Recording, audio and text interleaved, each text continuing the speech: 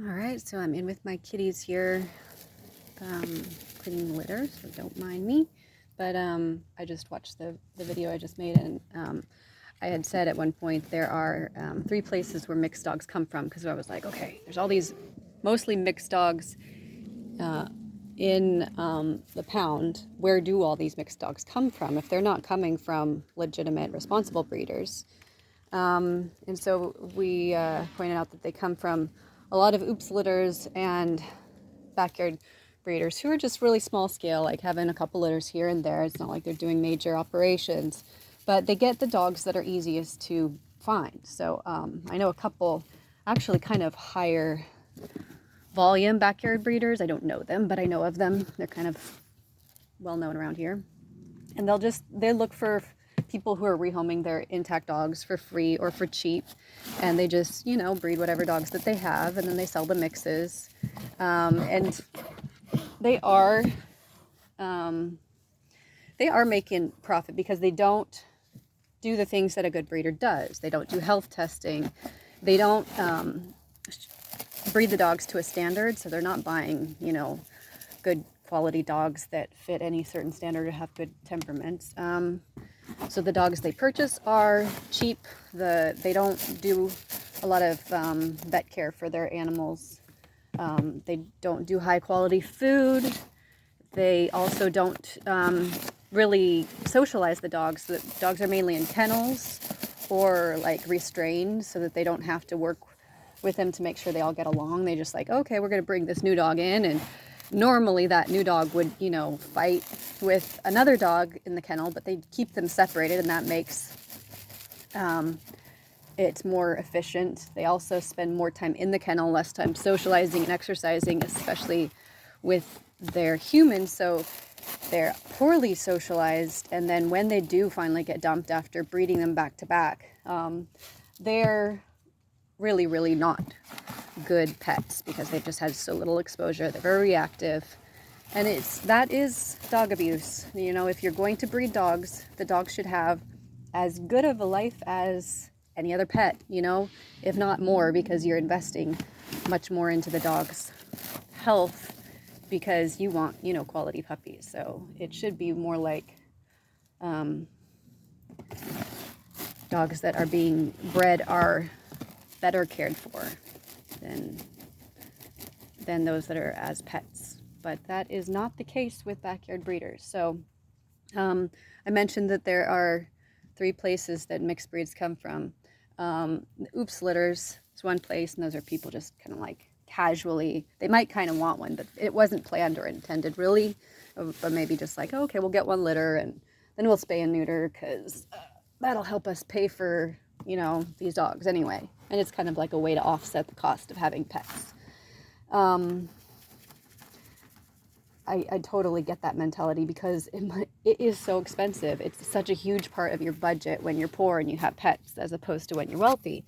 Like when you're wealthy, it's just, oh, this is such a minor expense. When you're poor, it's like, this is your major expense. Okay, it's like having another kid.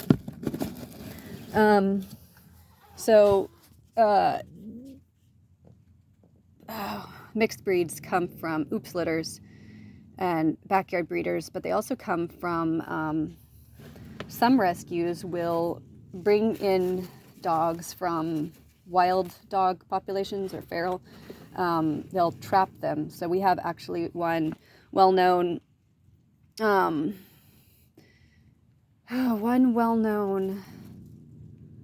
what is it called? It's a natural, they're village dogs. It's, Alaskan village dogs. They've been studied because of their genetic diversity. They, it's not like they all look the same. They're not like a breed where they are so inbred where they look similar, but they have genetics that are close enough that they can identify the markers of a village dog by a region. So there's like Asian ones and Alaskan ones and Mexican ones. So different regions have these village dogs. I think there's some in the Philippines and Indonesia. Anyway, so some rescues, it's like they rehomed all their dogs, some rescues during COVID, and they're like, oh, we need more dogs, so they'll ship dogs in from these are basically feral dogs that need to be tamed, and so that was another play. And sometimes they will bring them in from overseas, like China or whatever. They'll rescue dogs from, the meat market and bring them here so they can be pets instead of be food. Sorry, I've got some new kitties in here that aren't real sure about the other kitties yet. So those are the 3 places that mixed breeds come from, but a lot of like off breeds, they'll be like, okay, this is the rescue might call it a German Shepherd mix because it doesn't quite look like a German Shepherd, but really it's just an off-standard German Shepherd that has been maybe mixed in the past, but then come back and bred back to the breed. And if you test a lot of these dogs, one great way to see that really interesting genetic diversity of the average dog is join the Facebook group called Embark, I think, DNA discussion, something like that.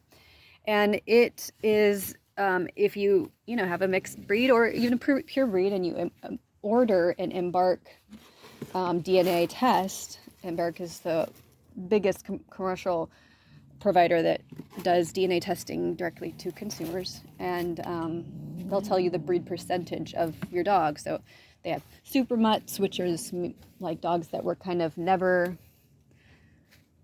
selectively bred, but those are the wild dog populations, like the Alaskan village dogs.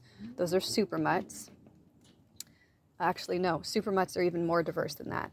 They cannot be tracked to any specific region, unlike the Alaskan village dogs. And so you can really see, like, it kind of gives you a really good spread of dog owners. Some people who have their purebred dogs, and they just want to know, they paid for a purebred? Did they actually get a purebred? Maybe they don't trust the pedigree, or they didn't get a paper dog. It's just supposed to be a purebred. And it's funny how many times it's like, oh, I was told this was a golden doodle, but it's just a poodle, or I was told it was this, but it's something else. So you can kind of see that happens regularly. You also see just the huge diversity of the mixes that come from rescues, and like how much super mutt they have, how many different breeds, how they don't look any like. Sometimes some are very hard to predict what their breeds are by their appearance. You're just like, that looks like a such and such, but it ends up being 5 other things that you would never guess. So that's really an interesting way to kind of see how many mixes there are. But yeah, most dogs in the US are mixed. So that will tell you how many litters and backyard breeders. And I really feel like the Adopt Don't Shop has been increasing their reach to people who are having litters. More people are spaying and neutering just because it's becoming more viewed as irresponsible to let your dog have an litter. And so it's just really like the people who are really kind of out of touch and less responsible who let those happen anymore. And so I think that definitely needs to continue. Like, let's continue encouraging people. If you aren't planning on assessing your dog's temperament and their genetics, their health, doing really thoughtful pairings that you are trying to improve the breed, and you don't have a dog that meets a breed standard or has a purpose, and has a very good temperament, then it should be viewed as pretty reprehensible to breed that dog.